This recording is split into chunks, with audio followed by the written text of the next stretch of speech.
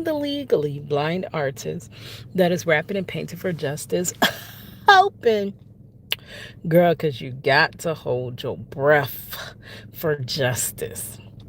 To see justice before all phase two blink is his your girl Cadillac. Anyways, coming through today, February the 8th, 2026. Girl, so y'all know y'all be riding with your girl Cadillac, and I kind of vlog my life, whatever. So, well, we left off last. I was yesterday with my nephew and my grandson, and got this great video idea, which hopefully, Lord's willing, when I get home, I could start those notes. I wish I would have had them already for you guys so I could go ahead and get into that topic. I could actually try to come straight off the dome, but nah, I want to actually write this out, right? Because it comes out a lot better. Anyway, that's money. It's always an interruption. But so after that, after we came from the mall, I ended up having to work. Wait, before that, I went to check out the Bob Marley birthday bash. I did a few vlogs. Y'all could check that out. Um, was out there for a little bit checking out the scene. Then I had to go to work. So I go to work, I get through my shift, and it's all good. I'm off for the weekend. And all of a suddenly, at night, I lay down, and that's when I realize I'm sick too. So whatever the stomach bug that's going around with the kids, I ended up catching it, which is not good for me because that's what almost took me up out of here because of getting severely dehydrated, which for anybody that does catch this little stomach bug, which it has to be really, really going around because I go up at Walmart, there's like a wall display of Pepto-Bismol.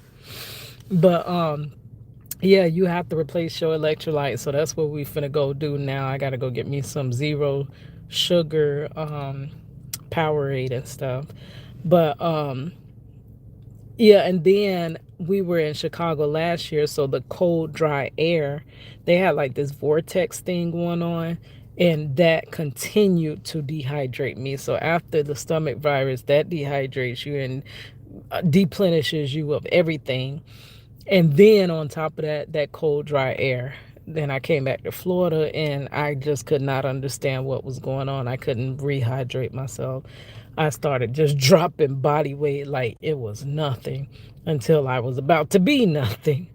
So it is very nerve wracking when I do catch that, because the last time that was going around, I just took that Pepto Bismol because the moment I took that when I was in Chicago, I just started feeling a lot better. So I immediately, any little tingle in my stomach, I take the Pepto Bismol, right? So I'm thinking this is not going to affect me until I get home last night. I mean, and it was so crazy how I got through my whole work week. I get off and lay down, and then that's when my stomach starts reacting. So all all night I was kind of sick, and then I had the kids. So hopefully we're not just making each person sick again, like and then we're trying to separate the house, those that ain't sick and those, oh gosh, it's a mess. It's a mess. So of course I could not take the kids to Vizzo today. So this was actually the last Vizzo of the week. So the kids will not be going to see Granddad this week anyway. But I wouldn't want to take them in there like that because you definitely don't want to give your loved one in prison anything because they don't have the same things that we have. I don't even know if they would have Pepto-Bismol. And then they go to medical, they don't hardly see about them. So I definitely don't want him getting dehydrated up in there. So we kind of took this week off. I got up. I think I laid down and watched Mika and Blippy with my granddaughter and grandson all day. I love Mika. My granddaughter loves Mika too. So we watched that all day. We had our little soup, and now we're feeling a little bit better. Money was actually sick too. She ended up getting sick the day before. So I think it's like a 24-hour thing. So she was feeling better to go to work today. So we all finna go and hydrate ourselves. That, I mean, if I can't preach anything else, it's hydration. Hydration. You have to stay hydrated. And it gets to a point where once you lose so much electrolytes, like I was to where I had no potassium, I had nothing in my body. And it sent me into ketoacidosis last year. So definitely trying to avoid that. I don't want to be in nobody hospital, girl. Ugh. But it gets to a point when you get so dehydrated that you can't rehydrate yourself with just water, right? Um, there was actually a story. It was last year, Bobby Valentino. He was performing. They say these performers, these artists, they get on stage, they go, go, go, go, go. I guess he's going from different weather changes, and he ended up being rushed out of a performance because he was severely dehydrated and ended up in the hospital. Now, one thing that I know about dehydration because I'm in Florida from the hot weather, but one thing I did not know is that cold can dehydrate you just as well as hot water. Not hot water, hot air, like hot temperatures. I'm sorry, girl. So, yeah, hydration is just as important in the winter time. And we've had record lows here in Florida. So, dealing with that. So, it's almost like, is this a repeat of last year? Like, no. At least I know now with knowledge comes, the power to, react to the situation, though it's the same situation as last year. I didn't know what the jail was going on, but now I know. I gotta keep myself hydrated. And you know, so that's what we're doing. It is my off days. It sucks being sick on your off days. You're like, ugh. I got so much stuff to catch up on. But you know how you get that second win where you're like, okay, I'm feeling good enough to get up out the bed. So I started cleaning up a little bit. And as I was cleaning, I started feeling a little bit better. I'm trying to get myself back in the mind frame of creating. So the other day, we went and checked out this gallery, art gallery. I do have it was an interview that I watched on T Rex show.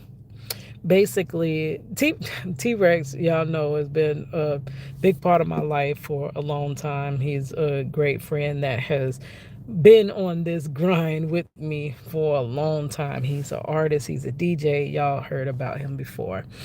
But he interviewed a lady that has the first black owned gallery in Leesburg, Florida. So we kind of went down there. I think it was Friday we went down there. Now, I experienced some isms when we went down there. It was so it's so disappointing to know that people of this day, like, you know, just by the way things are, you know that the ism still lives, but they gaslight us so much that, oh, that was so long ago and nobody's really artist and they're not doing that because they're artist, and they gaslight you so much that it doesn't exist, right? It's the elephant in the room that we can never address. But if we ever addressed it and got the elephant up out of here, we all will be good. Our ism is hurting you too. Even if you ain't got the same hue as me, it's hurting you too, but you don't realize it. It's hurting all of us. It is but because that doesn't go on anymore. and all of that stuff. So you don't really think you're going to run into people like that. And anytime that I do run into a person that treats me a different way because I'm BLK, it takes me aback because I'm like, I know the person I am, I know the character I have, I know, and it's like all you see is my brown skin. That's it. Like you judged me off rip, and BLK people are group judged. That's one thing that I talk about a lot here. That's how we get such the short end of the stick going through trial. We're already determined. Like it's like they group everyone together and judge us according to the whoever is doing the lowest of the low in our community. They don't group judge us to who's doing the highest of the high in our community. No. But that's why a lot of juries already have made up in their mind. They already have made up that, oh, yeah, he must be guilty. He has to be guilty. Like, 12 jurors ain't gonna just find them guilty to be mean. Not knowing all the artism that actually is baked into all of this. So I go out there and I'm so excited because she has an open mic night. She has a gallery, and I'm like, oh, I got to get some artwork together. I got to start working on my spoken word poetry or my performing because I want to get my feet wet back with creating. I have gotten so far away from creating, and the creator created me as a creative. And I have to return back to him and give account of what I've done with the talents and the gifts that he's given me, right? And I can't say I was too occupied with, trying to free Marcello, though I've used many of my gifts trying to free Marcello. So it's kind of a combination, right? It's all integrated together. But or that I was so busy working, living paycheck to no check, and barely trying to keep my head above water that I couldn't use these great gifts you gave me, Lord. Like, no, I got to get back to painting. I got to get back to drawing. You know, even if it's not so much Project Reach the World, I got to get back to that. So I was excited about going out there. I got to get a few pieces together. So y'all are going to see some more art on my channel. It's been a long time since we painted or drew together.